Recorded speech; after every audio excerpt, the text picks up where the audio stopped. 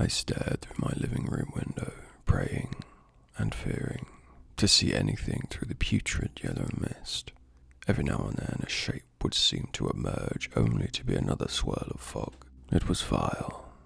If people vomited gases instead of liquids and solids, this is what it would look like. The plastic over the window blurred the finer details. I wanted to wipe the dust away, or at least to see if the dust was on the inside, where I could, but I was too afraid to touch it.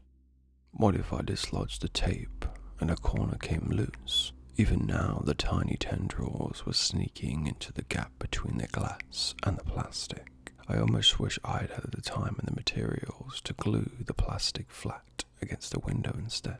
I secured the plastic as tightly as I could stretch it on my own anyway, but it seemed to have some give now. If I stood close enough, I could hear the faintest crinkling noise. Plastic sheet over the window rounded at the edges. It pushed its way towards me. Not much, maybe a quarter inch in the very middle, but enough to be noticeable. It was filling with a mostly translucent fog, something like I'd never seen before. The crinkling stopped. I held my breath and watched. My eyes watered from the rough, unblinking stare. This thing was about to pop. It never did. Bit by bit, the fog receded. The plastic crinkled again, this time a signal of retreat. It sagged in its frame and subtly wrinkled. I think I gained a few new wrinkles myself. I closed my eyes and took a breath.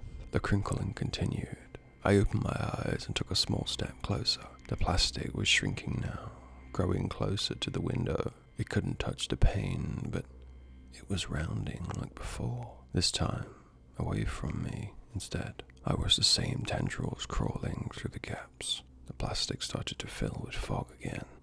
It stretched and held still, like a bubble ready to pop, filling the room with a heavy silence. My anxiety stretched with it, careening through the awful fullness until it relaxed and embedded again. I watched it through the midpoint to the part where it got sucked towards the window, to the midpoint and the fullness again.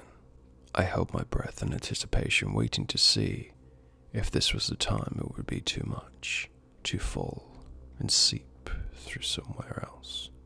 But then it relaxed, and so did I, letting out my breath in a slow, sweeping sigh. The window plastic continued to shrink, but I gasped and stumbled back in the realization that, whatever it is, it was breathing.